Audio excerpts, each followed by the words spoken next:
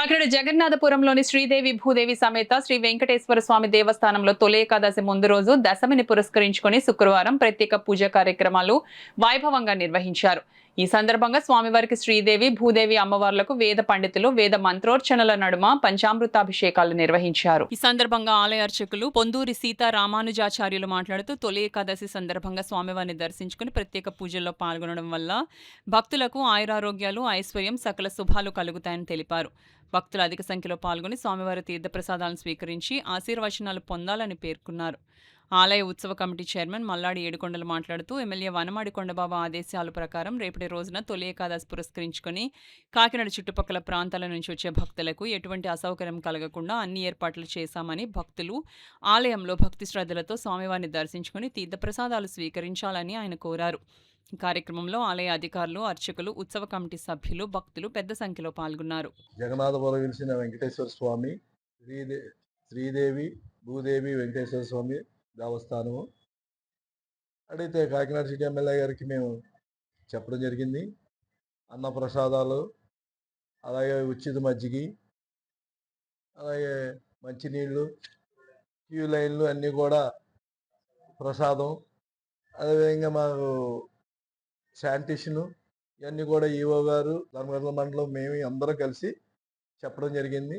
సరే అని చెప్పి ఆయన చెప్పారు. మాకు వెన్నంటూ ఉంటే అన్నీ కూడా ఆయన ప్రోత్సహిస్తున్నారు ఎమ్మెల్యే గారు. ఈరోజు విశేషం ఏంటంటే తొలి ఏకాదశికి ముందు అభిషేకం అన్నది చేయడం ఆనవాయితీ ప్రకారంగా రంగాచార్యులు గారు చేయడం జరిగింది. అలా స్వామివారికి విశేష అలంకరణ రేపు తొలి ఏకాదశి రోజుని చుట్టుపక్కల గ్రామాల నుంచి, చుట్టుపక్కల ఊర్ల నుంచి కూడా అందరూ రావడం జరుగుతుంది.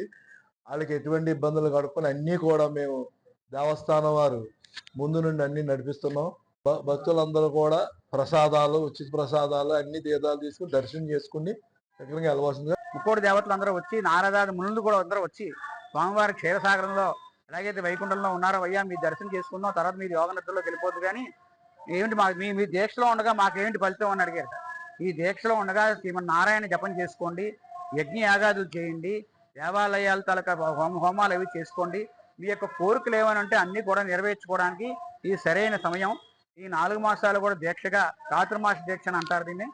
చాతుర్మాస దీక్షగా ఉండి ఆ నియమాలు పాటిస్తూ చక్కగా అన్ని రకాలుగా మనం చేసినట్టయితే విష్ణుమూర్తి అనుగ్రహం కలిగి ఉత్తరాయణ పుణ్యకాలంలో మీకు అన్ని కోరికలు నెరవేరుతాయని చెప్పేసి వేదాలు పురాణాలు చెప్పబడ్డాయి. ఆ ప్రకారంగా తొలి ఏకాదశి అంటే మనం కూడా వైకుంఠంలో ఎలాగైతే ముక్కోటి దేవతలు విష్ణుమూర్తిని దర్శనం చేసుకుంటున్నారో అలాగే మనం కూడా భక్తులందరూ వచ్చి స్వామివారికి దర్శనం చేసుకుని మన యథాశక్తిగా పండు కాయ సమర్పించుకొని భోగం సమర్పించుకొని ఆ స్వామివారి ప్రసారం తీసుకుని ధరించవలసిందిగా కోరుతున్నాం.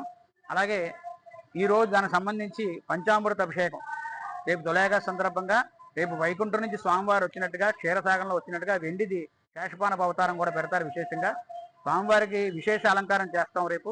దానికి సంబంధించి ముందు రోజు పంచామృతాలతో స్వామివారికి అభిషేకాలు చేసి ఈరోజు కార్యక్రమాలను పూర్తి చేసాం.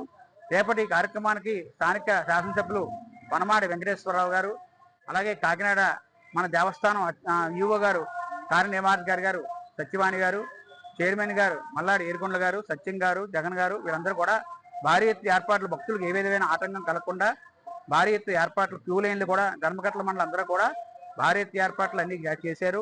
వచ్చిన భక్తులు 10,000 మంది వచ్చినా 20,000 మంది వచ్చినా ఎవరు ఇబ్బంది పడకుండా వారికి అందరికీ మంచినీరు, మజ్జిగ, ఉచిత ప్రసాదం, ఉచిత మంచినీళ్ళు, ఉచిత మజ్జిగ, ఉచిత భోజనం కూడా ఏర్పాటు చేయాలని చెప్పి కమిటీ వారందరూ నిర్ణయించారు.